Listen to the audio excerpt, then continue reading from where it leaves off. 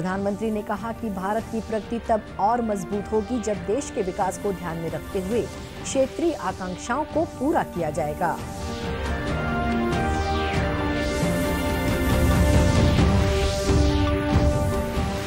कृषि मंत्री ने कहा कि राज्य में जिन पंजीकृत किसानों के टोकन कट चुके हैं, उनके धान की खरीदी की जाएगी।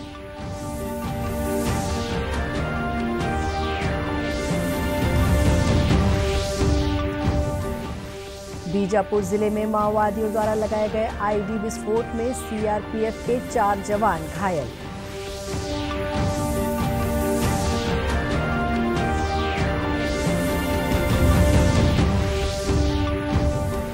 और प्लास्टिक के इस्तेमाल पर रोक लगाने के लिए महाराष्ट्र के रोशन अग्रवाल कर रहे हैं पूरे देश की पदयात्रा। छत्तीसगढ़ पहुंचने पर हुआ स्वागत।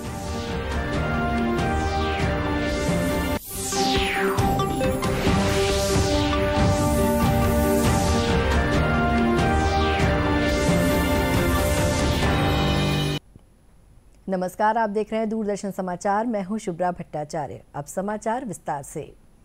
देश के संघीय ढांचे को मजबूत करने की अपनी प्रतिबद्धता जताते हुए प्रधानमंत्री नरेंद्र मोदी ने कहा है कि भारत की प्रगति तब और मजबूत होगी जब देश के विकास को ध्यान में रखते हुए क्षेत्रीय आकांक्षाओं को पूरा किया जाएगा।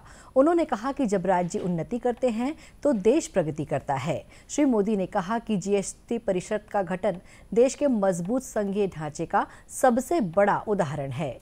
प्रधानमंत्री ने आज राज्यसभा में राष्ट्रपति के अभिभाषण के धन्यवाद प्रस्ताव पर चर्चा का जवाब दिया। उन्होंने कहा कि देश पात्र आबादी के 100% टीकाकरण की दिशा में आगे बढ़ रहा है। श्री मोदी ने कहा कि कोविड महामारी ने मानव जाति के सामने एक चुनौती पेश की है। उन्होंने कहा कि 130 करोड़ भारतीयों की इच्छा शक्ति के कारण दुनिया भारत के प्रयासों की प्रशंसा कर रही है। आज 100% डोज के लक्ष्य की ओर हम तेज गति से आगे बढ़ रहे हैं।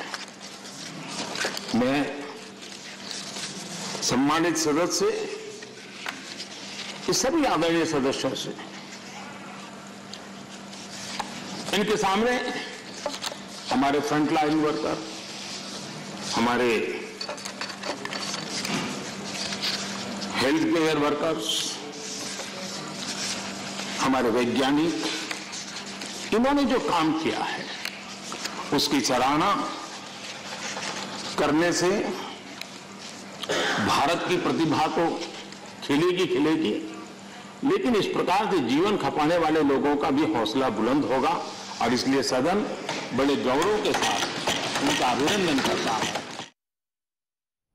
श्री मोदी ने यह भी कहा कि सत्ता किसी भी देश की हो, देश के सामर्थ्य को कम नहीं आंकना चाहिए। आदरणीय सभापति जी, सत्ता किसी की भी हो, सत्ता में कोई भी हो, लेकिन देश के सामर्थ्य को कम नहीं आंकना चाहिए। हमने देश के सामर्थ्य का पूरे विश्व के सामने खुले मन से गौरवगान करना चाहिए। देश के लिए बहुत आवश्यक होता है। रोजगार के बारे में प्रधानमंत्री ने कहा कि सरकार ने कृषि तथा सूक्ष्म, लघु और मझोले क्षेत्र पर ध्यान केंद्रित किया है, जो रोजगार के अवसर प्रदान करता है। उन्होंने कहा कि 2021 के दौरान 1 करोड़ 20 लाख नए सदस्यों ने ईपीएफओ में पंजीकरण कराया है। कृषि मंत्री रविंद्र चौबे ने कहा है कि समर्थन मूल्य पर धान खरीदी के लिए जिन पंजीकृत किसानों के टोकन कट चुके हैं, उनके धान की खरीदी की जाएगी। आज रायपुर में मीडिया से चर्चा करते हुए श्री चौबे ने कहा कि इस साल राज्य में किसानों से समर्थन मूल्य पर 99 लाख मीट्रिक टन धान की खरीदी की गई है। खरीदी के अंतिम आंकड़े अभी आने बाकी हैं। और आज तारीख तक 99 लाख मीट्रिक टन धान की खरीदी हो चुकी है। अंतिम आंकड़े अभी आ रहे होंगे, लेकिन 99 लाख मीट्रिक टन धान की खरीदी का लगभग अपने पास आंकड़े आ चुके हैं। 20,000 करोड़ के लगभग राशि किसानों के खातों में हस्तांतरित किया जा चुका है और किसानों की भी संख्या लगातार बढ़ रही है। तो मैं समझता हूँ छत्तीसगढ़ के लिए ऐतिहासिक आंकड़े हैं। यहाँ के किसानों को पूर्णतः संतुष्टि है। अब आदरणीय डॉक्टर रमन सिंह जी और भारतीय जनता पार्टी तारीख बढ़ाने की बात कर रहे हैं। अधिकांश जिलों में धान खरीदी का काम ही खत्म हो चुका है। सोसाइटियां खाली है, कोई किसान ही नहीं आ रहे। तारीख बढ़ाने से क्या फायदा। और आदरणीय खाद्य मंत्री जी ने तो बयान दिया है कि जिनके पंजीयन हो गए हैं, टोकन कट गए हैं, उनके धान की खरीदी बदस्तूर जारी रहेगा। तो जो लोग टोकन किसान कटवा लिए हैं, थोड़ी बहुत संख्या में वो बचे हुए हैं, उनकी भी धान की खरीदी हो जाएगी। इस बीच खाद्य सचिव टोपेश्वर वर्मा ने बताया कि समर्थन मूल्य पर खरीदे गए धान का उठाव और कस्टम मिलिंग का काम तेजी से जारी है। अब तक 64.43 लाख मीट्रिक टन धान का उठाव हो चुका है। दूसरी ओर भारतीय जनता पार्टी के राष्ट्रीय उपाध्यक्ष डॉक्टर रमन सिंह ने आरोप लगाया है कि राज्य में धान खरीदी से लेकर खाद की आपूर्ति तक के लिए किसान परेशान हैं। राजनांदगांव के प्रवास के दौरान मीडिया से चर्चा करते हुए डॉक्टर सिंह ने कहा कि राज्य में समर्थन मूल्य पर धान खरीदी के लिए अंतिम तारीख या समय सीमा नहीं होनी चाहिए, बल्कि जितने भी किसानों ने धान बेचने के लिए अपना पंजीयन कराया था, उन सभी का धान लिया जाना चाहिए था।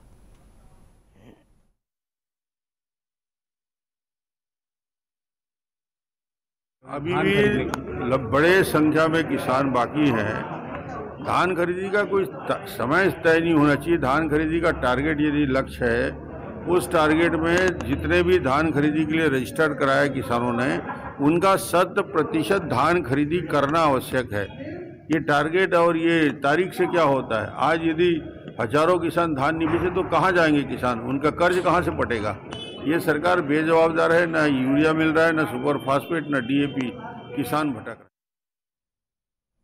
डॉक्टर सिंह राजनांदगांव में भाजपा के धन संग्रह अभियान को लेकर आयोजित एक कार्यक्रम में शामिल हुए। इस मौके पर उन्होंने कहा कि कार्यकर्ता के सहयोग निधि से पार्टी का खर्च चलता है और पर्याप्त धनराशि एकत्रित करने के लिए मंडल और बूथ स्तर पर कार्य योजना बनाई गई है।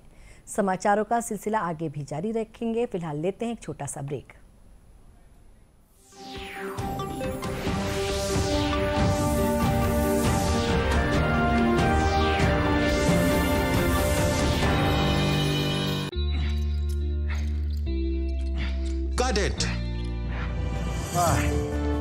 सोचिए, अगर असल जिंदगी में ऐसी हालत हो तो कितनी मुश्किलें होती हैं, लेकिन शुक्र है बैंकिंग के लिए नहीं। अगर आपकी उम्र 70 साल से अधिक हो या आप दिव्यांग हो, तो बैंक आपको कुछ जरूरी बैंकिंग सुविधाएं घर बैठे बैठे दे सकता है। आरबीआई कहता है, जानकार बनिए, सतर्क रहिए।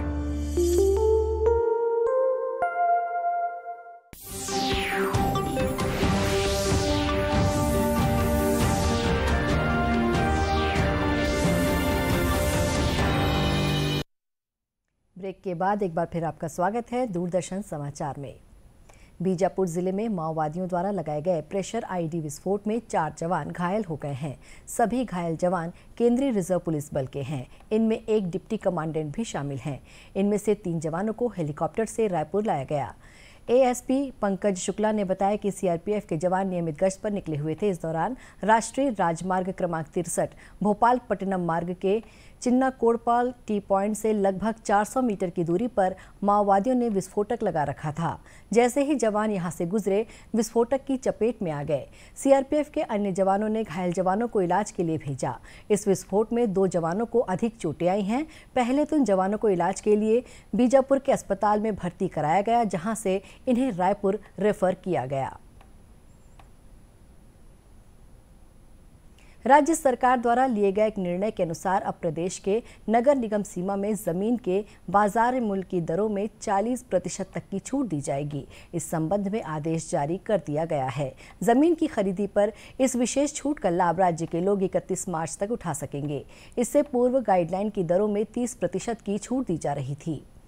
गौरतलब है कि मुख्यमंत्री भूपेश बघेल की अध्यक्षता में बीते 1 फरवरी को आयोजित कैबिनेट की बैठक में चालू वित्तीय वर्ष की शेष अवधि के लिए मार्केट वैल्यू गाइडलाइन की दरों को 30% के स्थान पर घटाकर 40% किए जाने का निर्णय लिया गया है।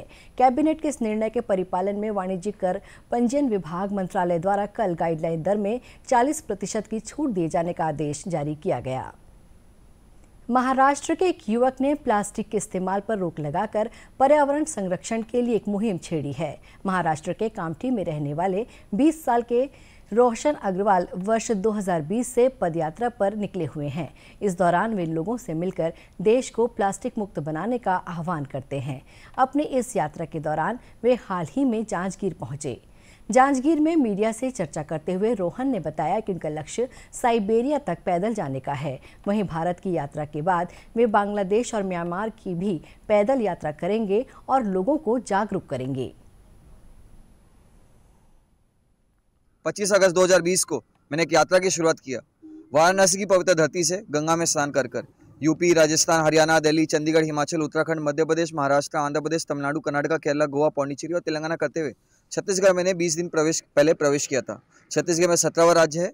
तकरीबन 550 दिन का सफर हो चुका है। साथ ही साथ 10,000 किलोमीटर पैदल और 40,000 किलोमीटर लिफ्ट के द्वारा अभी तक मैं यात्रा कर चुका हूँ। ये जो यात्रा है इसका मूल उद्देश्य ये है कि लोगों को प्लास्टिक के बारे में जागरूक कर सकूँ, प्लास्टिक के होने वाली हानि के बारे में लोगों को समझाऊँ और प्लास्टिक को कैसे कम कर सकते हैं, प्लास्टिक को कैसे रीयूज़ कर सकते हैं और प्लास्टिक को कैसे रिसाइकिल कर सकते हैं, इसको अलग अलग तरीके से लोगों को बताता हूँ और समझाता हूँ। और आगे वाली जो आगामी यात्रा है वो होने वाली है साइबेरिया तक। साइबेरिया रशिया में आता है और पूरे विश्व का सबसे ठंडा जगह वहाँ पे एक स्थापित है जिसका नाम है ओमियाकॉन। ओमियाकॉन का टेम्परेचर अगर मैं आपको बताऊँ तो बहुत आप दिक्कत में आ जाओगे, क्योंकि उसका टेम्परेचर जो है -72 होता है। हम वहाँ पे जाने वाले पहले भारतीय बनेंगे और वहाँ पे जाकर हम भारत का नाम और भारत का गौरव दोनों पहले भारतीय बनकर तिरंगा फिराकर हम करना चाहते हैं। जांजगीर पहुंचने पर स्थानीय लोगों ने उनका स्वागत किया और प्लास्टिक के खिलाफ चलाए जा रहे उनके अभियान की सराहना की। अंत में मुख्य समाचार एक बार फिर। प्रधानमंत्री ने कहा कि भारत की प्रगति तब और मजबूत होगी जब देश के विकास को ध्यान में रखते हुए क्षेत्रीय आकांक्षाओं को पूरा किया जाएगा।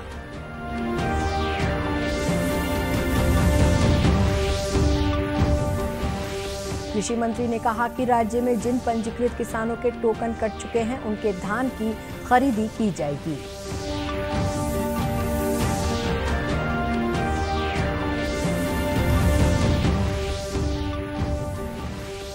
बीजापुर जिले में माओवादियों द्वारा लगाए गए आईईडी विस्फोट में सीआरपीएफ के 4 जवान घायल।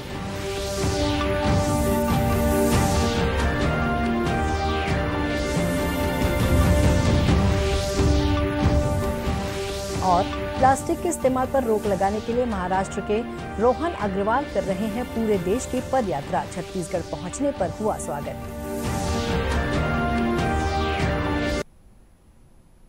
इसी के साथ ये समाचार बुलेटिन समाप्त हुआ। नमस्कार।